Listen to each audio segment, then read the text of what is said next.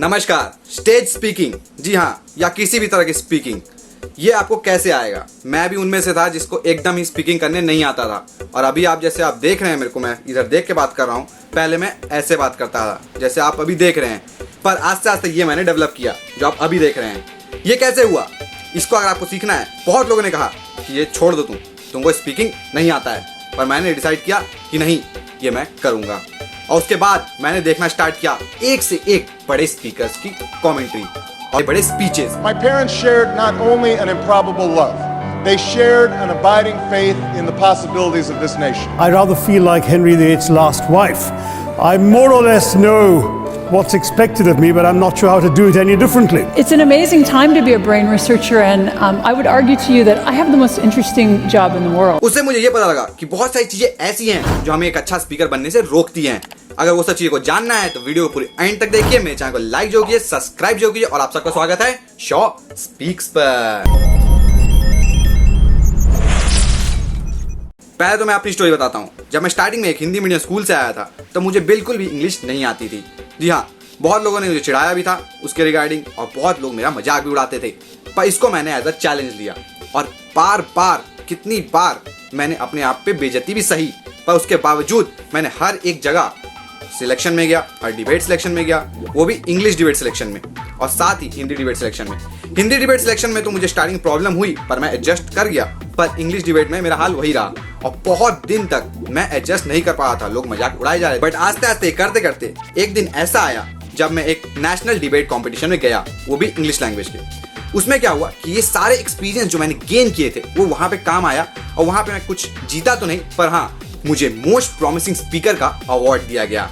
और इसके साथ मेरी स्टोरी यही खत्म होती है। पर ये सारी चीजों से मुझे बहुत चीजें और बहुत सारे एक्सपीरियंस गेन हुए कि एक अच्छे स्पीकिंग का क्या राज है, और उसको मैं अब हाईलाइट करने जा रहा हूँ। सबसे पहला तो ये है कि हमें बहुत इंपॉर्टेंट है कि अपने स्पीच के बीच में कोई भी साइलेंस हटा देना चाहिए। जैसे अगर मैं आपसे बात कर रहा हूँ तो अगर मैं ऐसे बात करूँ तो आपको कैसा लगेगा, पर वही अगर ये चीजें ऐसी हैं कि अगर मैं आपसे ऐसे बात करूँ कि मैं जो आपको समझाना चाह रहा हूँ वो आप समझ रहे हैं कि नहीं, तो ये थोड़ा ज़्यादा इंटरेक्टिव लगता है।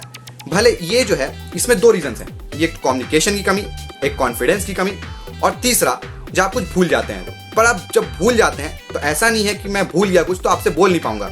आप भूल के उसको भी अपने एक्शन में कवर करके दूसरे को डिलीवर कर सकते हैं, और ये एक बहुत ही सीक्रेट ट्रिक है, इसे आप फॉलो जो करिए। दूसरा जो सबसे इंपॉर्टेंट फैक्टर है वो है बॉडी लैंग्वेज। अगर मैं आपको बोलूं कि कोई दिल्ली से लेकर कन्याकुमारी तक ट्रैवल कर गया तो आप ज़्यादा फील कर पाएंगे, जबकि मैं अगर ऐसे बोलूँगा तो दिल्ली से लेकर कन्याकुमारी तक वो ट्रैवल कर गया तो वो उतना ज़्यादा इंटरेक्टिव नहीं लगेगा। पर यहाँ पे मैंने जो हाथ ऐसे से ऐसे किया, या अगर यहाँ से यहाँ किया, तो उसको आप बॉडी लैंग्वेज से ज़्यादा समझ सकते हैं। इसीलिए बहुत सारे रिसर्च में भी ऐसा पाया गया है कि बॉडी लैंग्वेज हमारे लिए बहुत इंपॉर्टेंट होती है जब हम कोई भी स्पीच देते हैं तो इससे आप बॉडी लैंग्वेज डेवलप करने की कोशिश कीजिए, क्योंकि बॉडी लैंग्वेज जो है वो एक बहुत ही बड़ा वेपन की तरह यूज होता है स्पीच देने में। तीसरा जो सबसे इंपॉर्टेंट पॉइंट मैं आपको बताना चाहता हूँ, वो स्टेज लेवल पे भी या कोई छोटे लेवल पे भी, अगर आपको स्पीच देना है कोई बड़े जगह पे या कोई स्टेज पे या कहीं पे भी, तो आप कोई भी पॉइंट्स फिक्स कर लीजिए, या 3 पॉइंट या 4 पॉइंट। अगर आप 3 पॉइंट फिक्स करना चाहते हैं तो समझ लीजिए 1 पॉइंट आप वहां फिक्स कर लीजिए, 1 पॉइंट वहां फिक्स कर लीजिए, 1 पॉइंट वहां फिक्स कर लीजिए।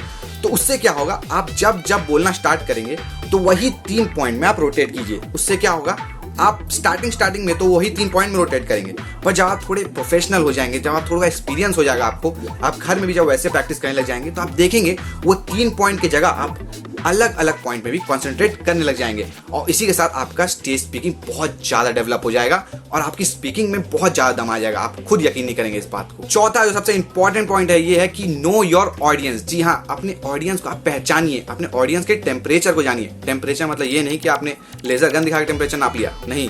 आपको टेम्परेचर पहचानने का मतलब है किस माइंडसेट में है वो, मतलब किस तरह के हैं वो, किस हंसी करना चाह रहे हैं, या तो गुस्सा है, या कैसे लोग हैं, कैसे टाइप के लोग, किस एज ग्रुप के लोग हैं, वो आपको समझना बहुत जरूरी है। अगर वो आप समझ जाएंगे तो उस हिसाब से अगर आप बिहेव करेंगे तो भले आप उतने अच्छे स्पीकिंग नहीं कर पाएंगे, उतना अच्छा स्टेज परफॉर्म नहीं कर पाएंगे, पर वो आपके साथ घुल मिल जाएंगे और आपको बहुत सपोर्ट करेंगे, और इतना सपोर्ट करेंगे कि आप जानते ही हैं पॉजिटिविटी की वजह से क्या होता है। अगर आपने नहीं मेरा पॉजिटिविटी का वीडियो देखा है तो आप यहाँ देख सकते हैं, आई बटन में लिंक मैंने दे दिया है, तो उसके वजह से आप बहुत ही अच्छा स्पीकिंग कर पाएंगे। फाइनल ट्रिक मैं जो बताने जा रहा हूँ आपको, वो बहुत ही इंपॉर्टेंट ट्रिक है और ये ट्रिक आज तक शायद ही आपने कोई वीडियो में देखा होगा। ये ट्रिक है मिरर टेक्निक। मिरर टेक्निक क्या होता है? अब मिरर टेक्निक में जब मैं खड़ा होऊंगा अपने मिरर में, अपने आप को जब देख रहा हूँगा और कुछ बोल रहा हूँगा, तो आप अपने आप जज कर पाएंगे। जैसे अगर मैं यहाँ पे देख के अपने आप को बोल रहा हूँ तो मैं अपने आप को जब ये वीडियो देखूंगा तो जज कर पाऊंगा। ये भी एक टेक्निक बहुत अच्छी है, अपने वीडियो से भी अपने आप को जज कर सकते हैं। पर उसके पहले मैं बोलूंगा आप मिरर टेक्निक से स्टार्ट करें। अपने आप को एक स्पीकर मान ले और सोचिए कि आपके ऊपर पूरे कैमरा लगे हुए हैं और बस बोलना स्टार्ट करिए।